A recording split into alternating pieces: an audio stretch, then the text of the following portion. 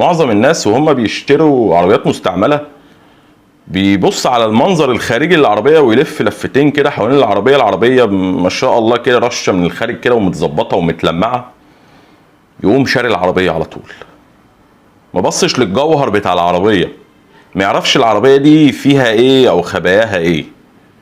العربيه متظبطه، التاجر بقى راشش ومظبط وملمع العربيه وغاسل وعامل، وتيجي حضرتك تبص على العربيه، يعني انا اسف 90% بكل سذاجه يشتري العربيه عشان شكلها الخارجي من بره جميله وحلو. ممكن يكون فاهم شويه يلف حوالين العربيه ويقعد يخبط بايده. ممكن يكون فاهم شويه اكتر يجيب جهاز ولا قلم ويلف حوالين العربيه ويشوف نسبه المعجون. بس في خبايا يعني ما خدش باله منها، لف حوالين العربيه وبالجهاز او بالقلم وفي حاجات ما خدش باله منها، واشترى العربيه وطلع لما يجي يبيع، لما جه يبيع لقى ان العربيه فيها مصيبه وخسر نص فلوسه. انا بحذر الناس وهم بيشتروا عربيات مستعمله لازم يكشف كويس قوي، ولازم يطمن، يبقى ماشي عارف كل حاجه في العربيه، دافع فلوسه وعارف كل حاجه في العربيه ايا كان اللي فيها، بس تبقى عارف على الاقل.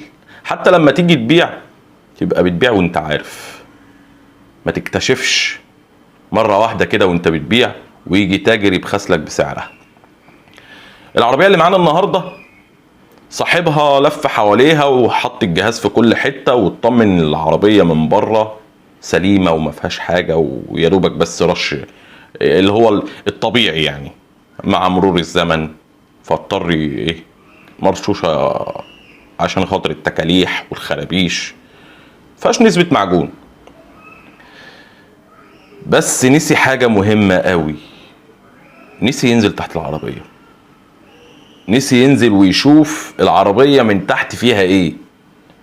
فلما جه يبيع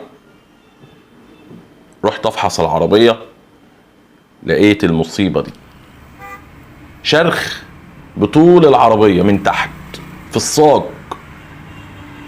العربيه دي في لحظه مع اي مطب جامد شويه هتبقى على الارض. ربنا يعوض عليه واللي لسه بيشتري ياخد باله، لسه بيشتري ياخد باله، لان فلوسك انت اكيد تعبان بيها وشقيان بيها، وعايز لما تيجي تبيع على الاقل على الاقل تبيع زي ما اشتريت. مش هقول لك انك تكسب، بيع زي ما اشتريت. ربنا يعوض عليه.